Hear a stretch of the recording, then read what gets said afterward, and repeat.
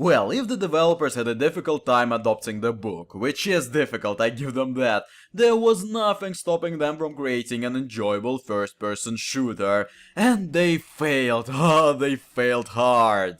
Model designers and animators failed so hard it is just mind-boggling. Seriously, I haven't seen such badly designed and animated stuff in years in a AAA game. It is like everybody wears a gimp suit under all their clothes that restrains their movements and faces. I think they want to suck my soul through their eyes, through their dead robotic eyes. In addition, shitty voice acting just makes every interaction with a human being even more terrifying. Thank God we don't have to go all the way down. No, something feels very wrong in there. Speaking of horror, let's look at monsters. I'm deadly serious, but I think they're all a slightly reshaped model of a monkey or an ape. Even the flying demons look like apes from The Wizard of Oz. What's up with that? Was the lead designer traumatized by an ape in 3rd grade? Apes are not scary, they're disgusting, but not scary.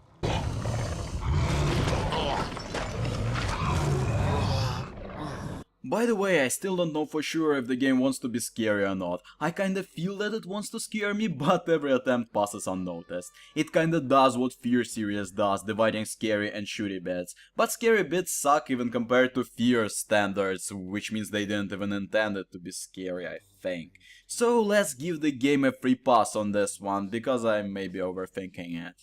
As for the shooty bits, remember how I said that Artyom is a post-apocalyptic Rambo? That is exactly how the game plays, when you're alone anyway.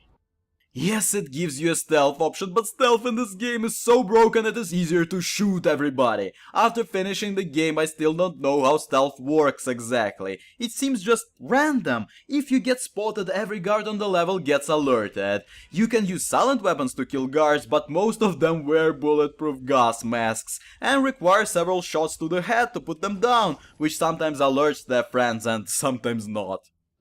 Besides taking how stupid the AI is, it is faster just to murder everybody. Apparently Russians have no idea what flanking is, because even if enemies see you flanking, they won't change position, so shooting people in the back is what you will be doing every fight, or just throw a couple of grenades, go on a rampage and don't bother.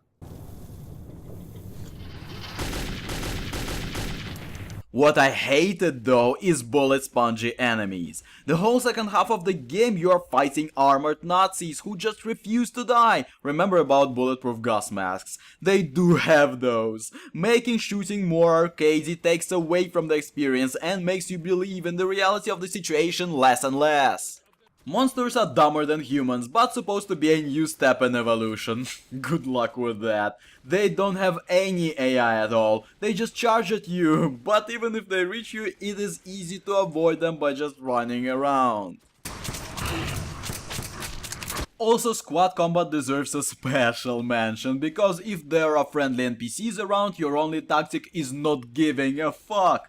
All their deaths are scripted, they have infinite armor and deal with monsters just as good as you. They don't need you there whatsoever, which by the way kills the desperation feeling the book had. In game, a squad of soldiers can stop a horde without even breaking a sweat, unless the script says otherwise, of course. Boys! My friend, why? Stepan, that's enough. It was one loss after another. Because everything is freaking scripted in this game, every level is a linear corridor full of scripts. Even when you fight hordes of monsters, it seems that each monster was assigned a target to attack beforehand. They will charge at you ignoring people shooting them, while you're on a coffee break a mile away. And look at this crate, for example. I couldn't move it until an NPC does it for me. Just pathetic. Health system in Metro 2033 is just weird. It is a combination of regenerating health and medpacks, which is just useless, but if you do that, please bring a health bar at least. Damage indication sucks, there is no telling how much health you have left and whether you need a medpack or not, which is irritating. God, I miss the days of health bars and medkits. I always knew exactly how many more hits I could take, and now instead of tension of being on 10% health with a ton of monsters between me and the next health pack, resulting in a great sense of achievement when I finally get it, I only have, if the screen goes red, just fuck about for a couple of minutes doing bugger all, and you'll be fine.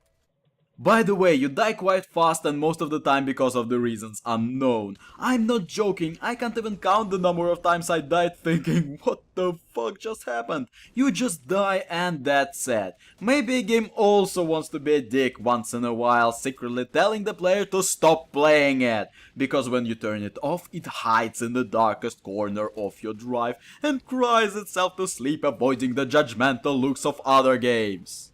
Weapons is the only good thing about Metro 2033, but I can be biased towards makeshift weapons.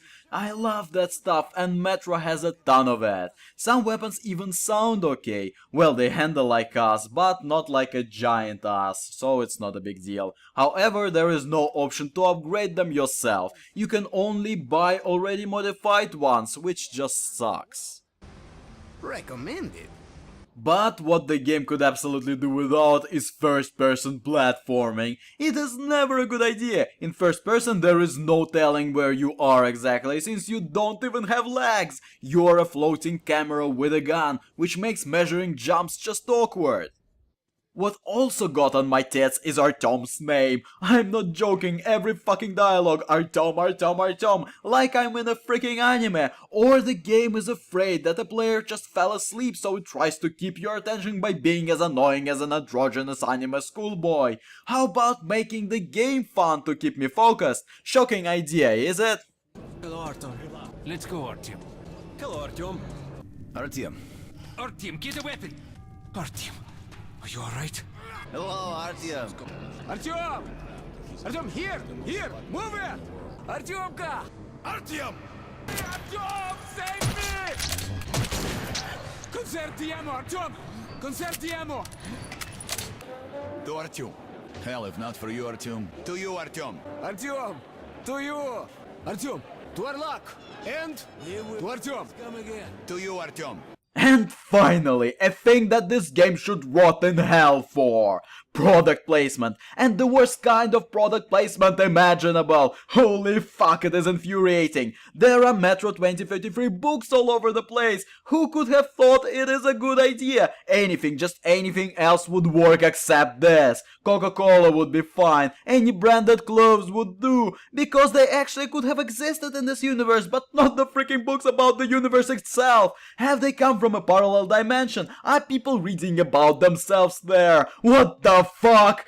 Imagine finding a book that describes your daily life. Would you freak out? I certainly would. Little immersion I had just disappeared when I found the first book, and shortly after you're hiding in a trolley where a book is shoved right in your face and you're supposed to stare at it for several minutes. This is just unacceptable, and for only this thing the game is worth despising. You can disagree on every other aspect, but this little model here gives me a right to damn this game to hell and be 100% right about it. Overall, the game is a worthless, shitty waste of time and money and should have never existed in the first place. Bad story, unlikable, unrelatable characters, taking part in a boring, repetitive gameplay. You can do so much better when it comes to post-apocalyptic games. Take Fallout New Vegas or a Stalker game, they're so much more interesting and last much, much longer. If you're desperately interested in what happens in Moscow subway after nukes hit, read a book! It's been translated into a ton of different languages. But again, a book is what I call a chewing gum for a brain. But it is still better, longer and cheaper than the game. I can see no reason in playing Metro 2033 whatsoever. And Metacritic can suck my cock with its 81%. The name's GrrrVahrrr, and I shall see you from within my next video.